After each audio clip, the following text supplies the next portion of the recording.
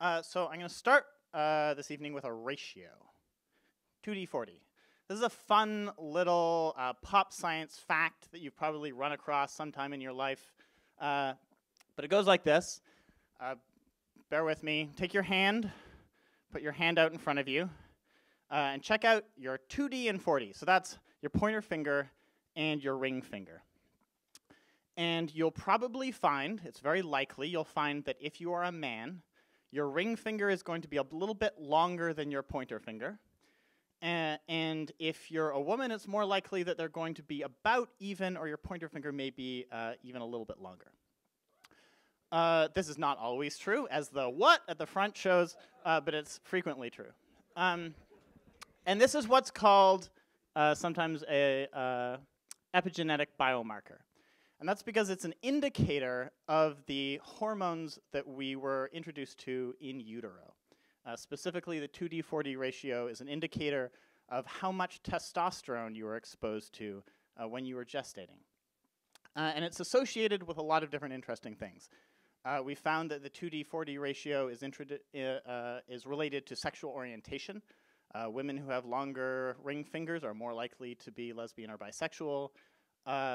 People with different 2d40 ratios have different childhood playtime behaviors, different preferences, different career paths. Women with longer ring fingers are more likely to be found in stereotypically male-dominated disciplines like engineering or management or law. It's related to the likelihood of getting breast cancer, a whole bunch of other different things. So by looking at your hand, you may have learned something fun about yourself. You might have even peeked at the person next to you and learned something fun about them.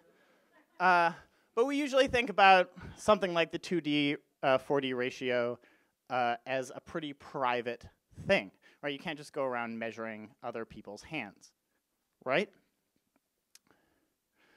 This is Christine Duheim. I've never met her before, but she's, I think, going to be a presenter later tonight. But I did find this picture of her on the internet. I zoomed in on her hand, and I found that you can actually see that she has a pretty long ring finger. This is a little bit atypical for a woman's hand, and it tells us something really personal about Christine Duheim, who, again, I have never met, which is what hormones she was likely exposed to when she was gestating. Here's another picture of her hand that I found on the internet.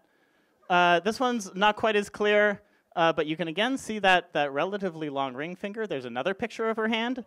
And so, okay, this is one example, but you're not just going to find lots of pictures of people's hands up in front of their face on the internet, are you? Well, there's our host for tonight, Nicholas Badminton, sticking his hand up in front of his face on the internet. You actually see this is another slightly atypical hand. You can see he has a little bit of a short ring finger for a man's hand. There's his hand again. There's another picture of his hand, again zoomed in on. Again, you can see there's that relatively long pointer finger, relatively short ring finger there. And the 2d40 ratio is not the only epigenetic biomarker that's written across our bodies. We also have the direction of our hair whorls. Here's a picture of the direction of Nicholas's hair whorls that I found on the internet. Another one is facial symmetry. Can we look at facial symmetry from pictures we find on the internet? You bet we can. So you're probably thinking at this point, wow, this guy's really creepy. Yes, it's going to get worse. So if this is at all, if this feeling of creepiness is at all familiar, it's probably because of this study. So this exploded onto the internet in early September of this year. This is a study out of Stanford University by two researchers, Wang Yilun and Mikhail Krasinski. And the study that they did here is they trained a machine learning algorithm on 30,000 profiles from a dating website. And they taught this machine learning algorithm to determine the difference between straight and gay faces. Now, there's been a lot of controversy about this study, and I'm not going to go into it because I could spend a very long time on it. But what they claim to have found is the ability to tell, certainly not perfectly, but considerably better than humans can and considerably better than random, whether or not somebody is straight or gay from the structure of their face. And there have been some criticisms of this paper. There's been a lot of commentary about its limitations.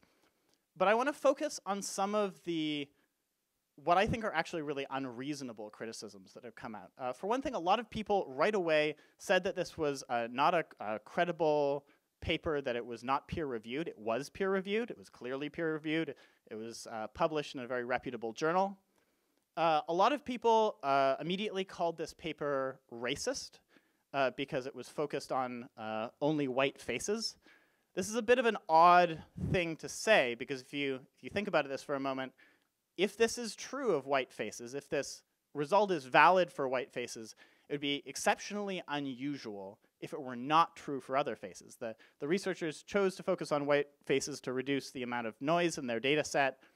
But as one scientist I talked to summed up this objection, this is a terrible, unethical thing to do, and I don't understand why you didn't also do it to brown people. But I think the reason why these really unreasonable objections came up to this paper was because of a final objection. And this is one that came out in a reaction from GLAAD, which is an American LGBT activist group. And GLAAD's reaction to this paper was just no. This cannot be, it is impossible, there is no way you could ever determine somebody's sexual orientation from their face. We refuse to believe it. So I'm going to talk about how I came to this subject. I'm a journalist. I write for an LGBT newspaper called Extra in Canada. I write about health and science. And I've studied in the past, I've written in the past about LGBT populations, why they're the size they are, whether or not they will continue to grow. And in the process of writing about that, I've written a lot about how LGBT people and how straight people come to be. And I've interviewed a lot of the scientists who study this. And in a nutshell, we know that socialization, that how we are raised, does not explain very much about our sexual orientation. It can explain how we choose to identify, but it does not explain very much about what we want and what we do. We also know that our genes don't explain very much about our sexual orientation. We think that our genes maybe explain about 30% of the difference between gay and straight people. And so that leaves epigenetics. We often think about genes as little pieces of information that determine who we are, but maybe a better way to think about genes is as machines. And these machines have certain inputs and they have certain outputs, but they also have different settings. And these different settings determine what the inputs and outputs are.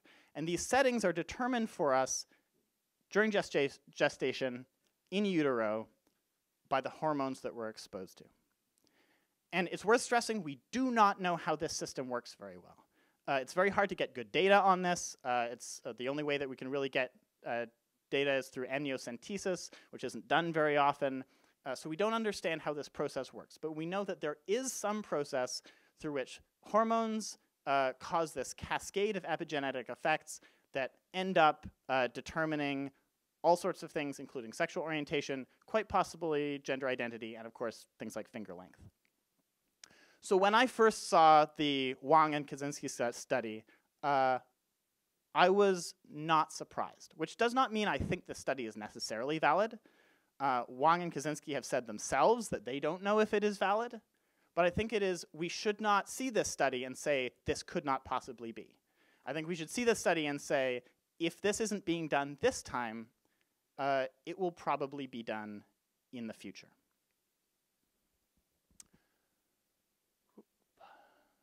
Oh, not quite there yet. Haha. So we'll get to the monkey soon.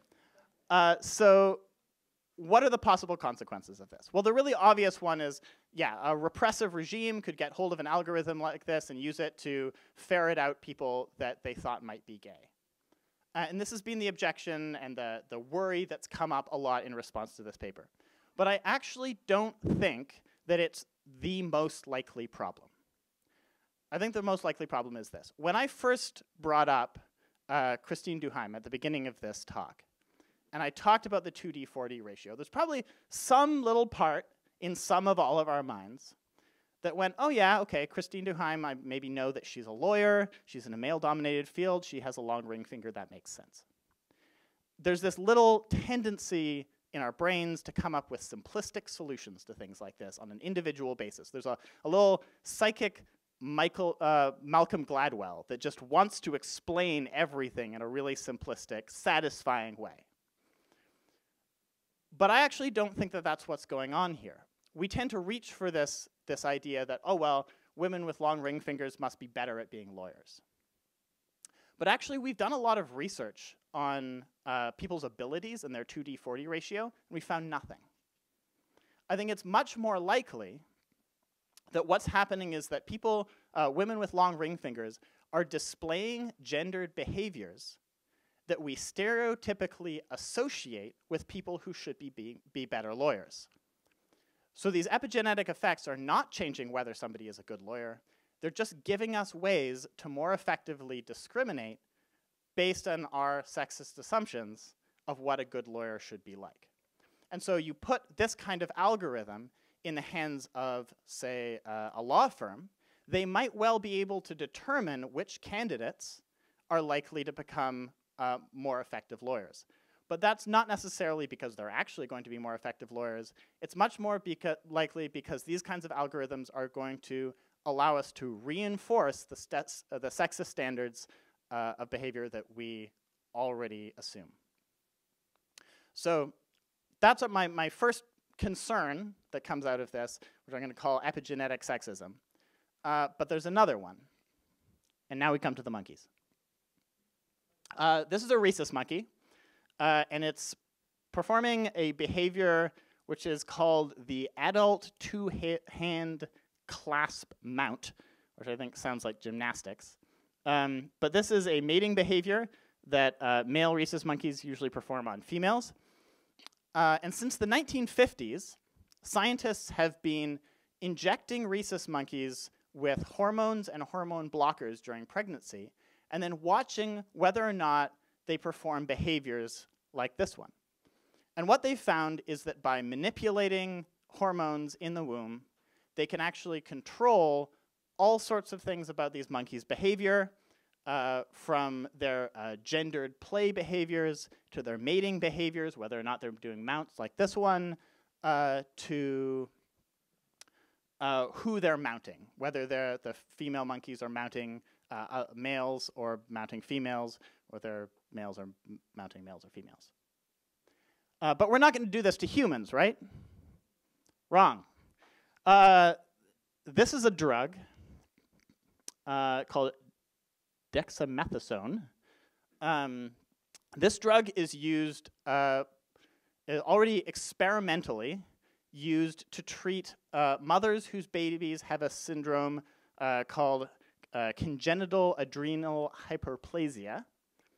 And this is a syndrome that causes the babies to become what's called, in medicine they say it's virilization, which means that they're having this testosterone effect, which can cause ambiguous genitalia and all these other epigenetic effects associated with testosterone in utero. And in experiments already, doctors are using this drug to suppress those testosterone effects in babies that are affected by CAH. Now, what's worrying about this is that there is no medical reason for this. The drug does not cure CAH, and the things that it changes are in no way medically damaging. The reasons why mothers are taking these is because they do not want their children to be abnormal in their gender or in their epigenetic expression. And as we get better at understanding the epigenetics that are forming our sexual and gendered natures, we're going to get better at making these interventions to change those things. And if you're somebody like me who values gender and sexual diversity in the world, this can be really troubling. So what do we do with this? Well, we can be like GLAAD, and we can stick our fingers in our ears and say, la, la, la, this is impossible. gender and sexuality live inside a black box that we can never touch. It's not happening. We refuse to believe it. But I don't think that's a good idea. I think that if we don't develop a sophisticated and complete and nuanced and informed understanding of how these systems work, then there are going to be companies and institutions who are going to do it for us. And they probably won't do us the favor of letting us know when they do. Thank you.